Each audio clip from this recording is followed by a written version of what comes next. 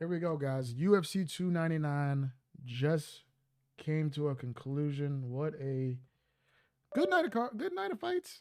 I wouldn't say great. I mean, it was heavy expectations on this card, and for the most part, I would say it delivered. We didn't have like a main card of like all knockouts, crazy exciting fights.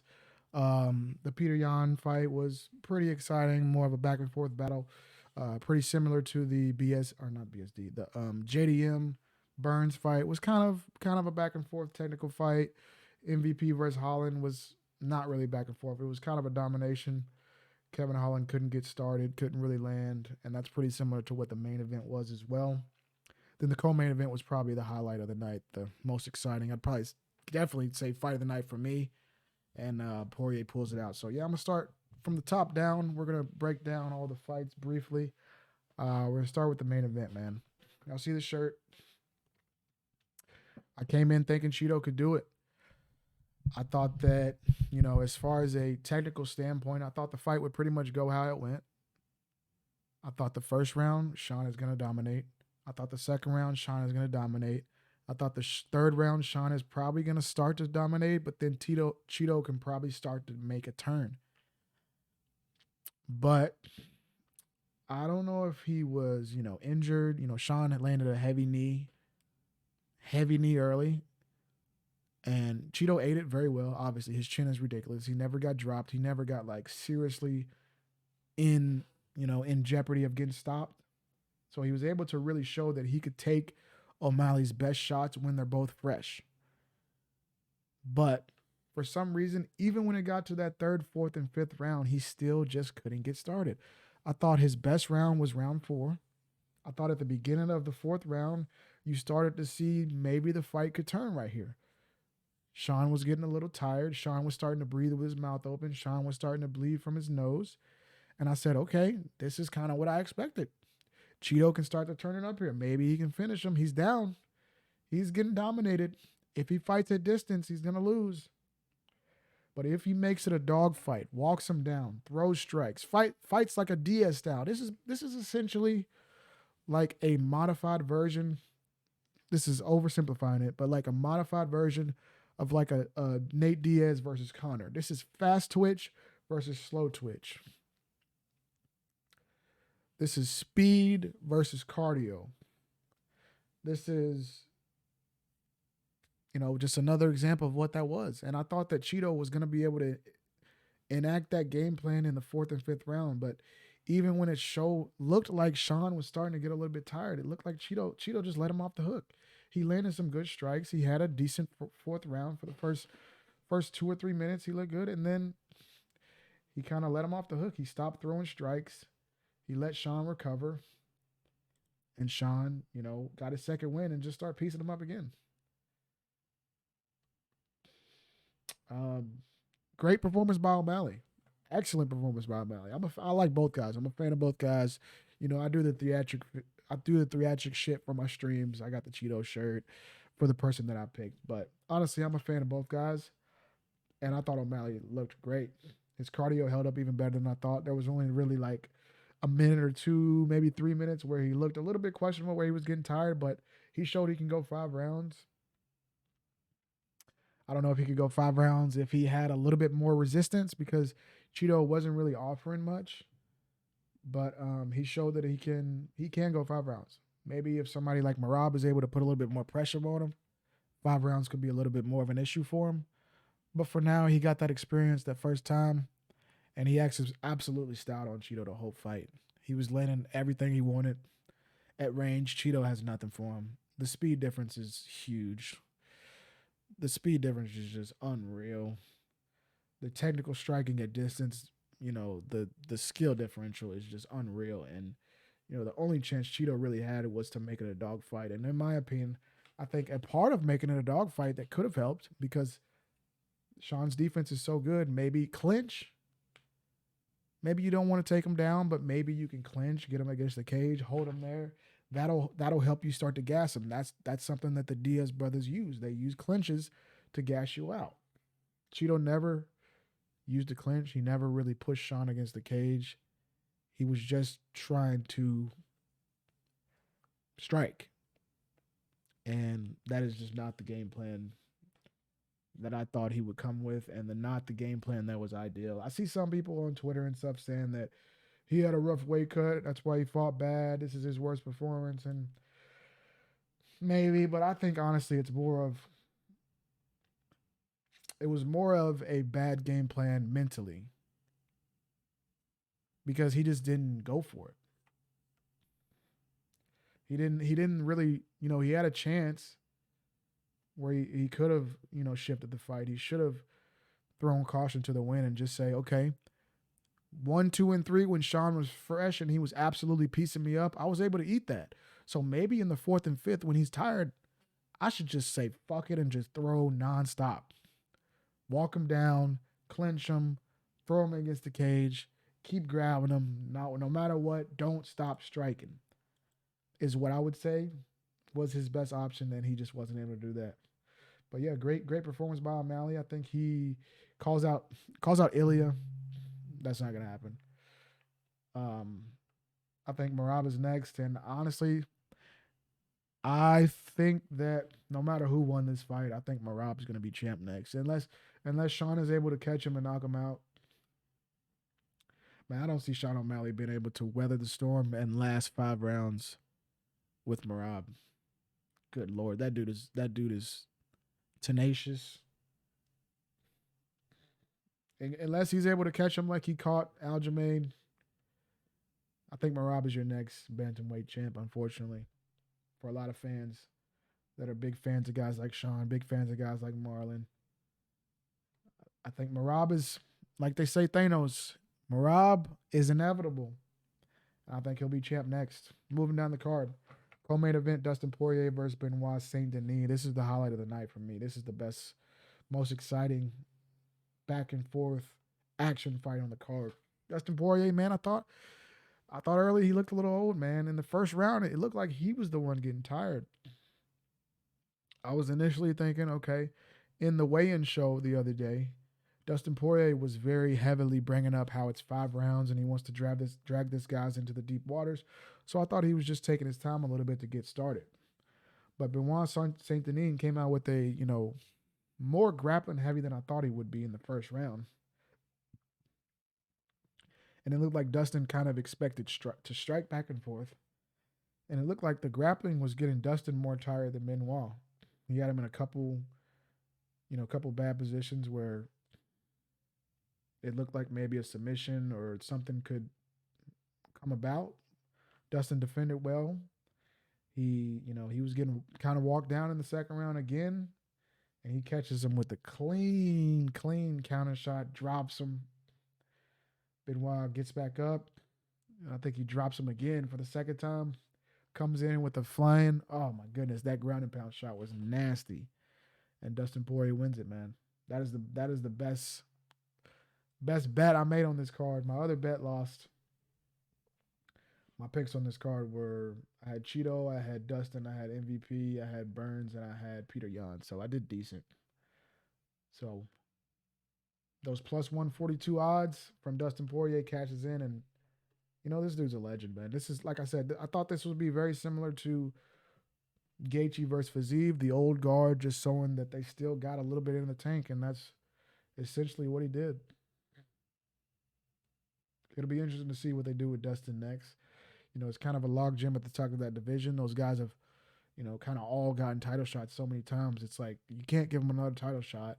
But also the top 5, like the guys at the top of the division have all fought each other. Charles has fought Dustin. Gaethje has fought Dustin. Chandler has fought Dustin. Connor's not ranked anymore, but all those like big name guys at lightweight have fought each other. So it's time for these new young guys to come in, but these new young guys can't beat the OGs yet. BSD couldn't get past Dustin, so we still got Dustin at the top of the division. Fiziev was the new coming guy. He couldn't beat Gaethje, so we still got Gaethje at the top of the division. Arman Tsarukyan is coming against Charles. Maybe he'll be the one to upset one of these OGs, but right now it looks like that top 5 is just going to be the same recycled guys. The same guys. It's funny. The same guys that Khabib defended against. It looks like Islam might end up defending against, and Charles defended against. Who were Charles's title defenses? Dustin, Chandler. Well, Chandler was the when he won it. Dustin, Chandler, Gaethje. All those guys are still right in the same spot they were. It's amazing that they're able to really maintain those top 5 spots for years and years. Since Conor was in his prime, like 2017, 2018, when Khabib was on top, Poirier and Gaethje were top 5, and they're still there. Those dudes are just unreal. Those dudes are ridiculous, man. Good win for Dustin. Moving down the card, welterweight, Kevin Holland versus MVP. MVP looked incredible. I picked MVP to win this fight, but I didn't think he was going to do this. I thought he was going to be able to catch. Kevin Holland plays into his opponent's game plans a lot. If your opponent wants to strike and your opponent wants to clown around and the opponent wants to handshake every couple minutes and clown, Kevin's welcome to do it with him. And that's why I thought Michael Venom Page was going to be able to catch him. But it actually came out where MVP was the one clowning and Kevin Holland wasn't clowning back. Kevin Holland was getting frustrated. This almost looked like, this is the analogy I made. Kevin Holland versus MVP was like when the school class clown or the school bully that's used to bullying everybody and used to clown everybody, all of a sudden some kid transfers and this kid's even funnier than me. This kid's clowning me. The class clown is getting clowned. This was the class clown getting clowned. His ego's getting checked. For the first time, somebody is dancing in front of you, talking trash to you. The nerve, the audacity of Michael Venom Page to pull a Kevin Holland on Kevin Holland. And man, his right hand, overhand right was landing literally nonstop. He just does the point karate, lunges in, overhand right, was money all night. Kevin Holland couldn't get out of the way with that right hand. And he was getting frustrated. He even tried to grapple. Even that MVP was able to fight off. So, man, I want Michael Venom Page versus Ian Gary next. I think that's a good fight. A lot of people said a lot of people in my chat were saying Michael Venom Page versus Wonder Boy is a dream fight, but Wonder Boy's coming off a loss, man. Michael Venom Page is a new guy splashing on the scene. He's 36 years old. The UFC's not going to get many years out of him, so he ain't here for a long time. He's here for a good time. You got to throw him right to the top, just like Chandler. Give him a top guy. Give him Ian Gary. You're going to get him for about 4 or 5 years of exciting fights, so it's time to go right now. Don't slow roll him. He's too old. This ain't some 20-year-old prospect that you can slowly build up. He's 36. This is the best years you're going to get out of him. I'm saying Michael Venom Page versus Ian Gary is the fight to make. Kevin Holland didn't look good at all. Didn't look good at all. That his stock takes a big hit in that fight. Losing to a B-League guy.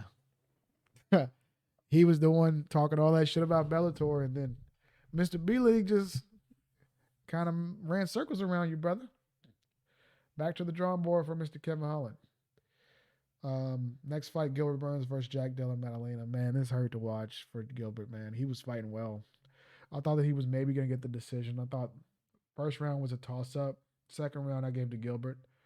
Third round, I was probably saying Gilbert was, leaning towards taking it. He was able to pretty much get takedowns at will. He was kind of close on a submission. And then during the stream, I was like, Gilbert's going to have to hold him down for the rest of this round. I think it was under 2 minutes left. I was like, if Gilbert lets him get back up, Gilbert's going to be tired, and JDM is going to come like a bat out of hell because he knows that he lost the first half of this round. And that's exactly what happens. Gilbert disengages for a second, and he knows that JDM is going to come at him like a bat out of hell. So he tries to re-engage with grappling and eats a flush knee to the face. Gets dropped and gets finished right there. Similar knee to what O'Malley hit Cheeto with. Cheeto eats it because he's unreal. But Gilbert was not able to eat it. Falls over and gets TKO'd. And yeah, that's tough to see for Gilbert, man. He's 37 now. He's gonna be on that short list of one of the best guys to never win a belt, man. It sucks. It sucks, man. JDM, I'm excited about his future, but um, he did do a good job in transition, like not getting into not getting mounted or ground and pounded or submitted. He did a good job fighting him off, but as far as like straight up stopping the takedown, I wasn't impressed. Gilbert was pretty much able to take him down at will. I don't know how many takedowns he scored, but I think he got taken down every round. And if he faces off against a guy like Shavkat or Hamzat, I mean Hamzat's at 185 now, but a guy that's just a relentless wrestler, even Colby, that would be an interesting fight next. JDM and Colby, that could be fun. Um, Even though I don't know what this current version of Colby is, but a guy that can just relentlessly wrestle him, I think JDM might be in some trouble, man. But his boxing is elite. His striking is elite. And if you put him just kind of slow roll him and just give him strikers and give him favorable matchups, I could see this guy in a title fight in the next couple of years. But if I'm him, I'm staying away from Shavkat. I'm staying away from Hamzat. I'm staying away from Colby. Those type of guys, I think, could give him real issues. Um, and then the last fight, Peter Yan comes on strong. Great job from Peter Yan because early I was very worried Song Yadong came out strong. I actually thought that Peter Yan would be a lot more dominant in this fight, but Song Yadong made this a dogfight, man. He dug deep, and Peter Yan was able to pull it out. There's not a lot to take from this fight. Um, I don't know if this fight proved that Peter Yan is back. I don't know if this fight proved that Peter Yan is washed. Honestly, I didn't take much out of it because I've seen Song Yadong get finished by Corey Sandhagen, but he just gave Peter Yan a run for his money. So I don't know if Yan is back to maybe title contention or if he's just kind of I don't know, man. Honestly, what I took away from this fight is Song Yadong is better than I thought. For Peter Yan, I'm still kind of iffy. I don't know. I really don't know. But overall, that main card was very exciting. Curtis Blades knocks out Jelton Almeida. Love it. Absolutely love it. That was one of my bets as well. Macy Barber looked very good tonight. Macy Barber looked good. Gamrot looked decent, but RDA was able to hurt him a couple times. So, you know, title dreams for Gamrot, I think, are not as real as I thought they were at one point. He's good, but I just don't know.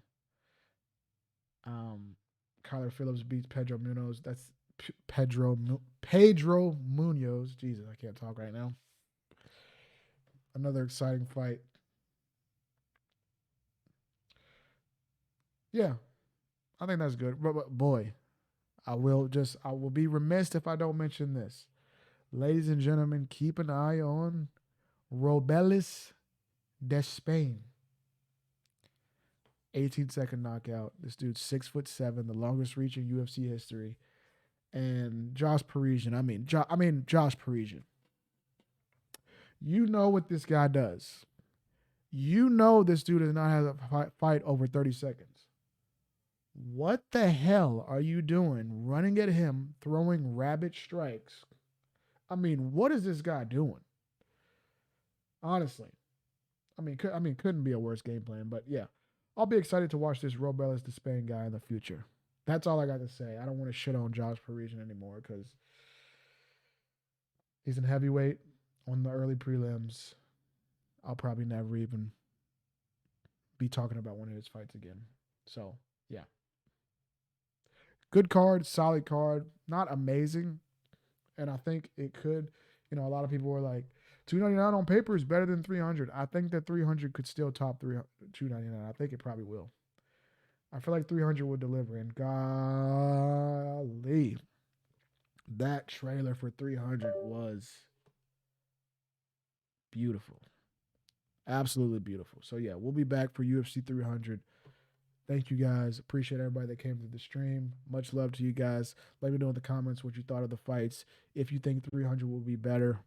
If anybody got robbed, if anybody disappointed you, if anybody let you down, if anybody shined, let me know in the comments. Thank you guys.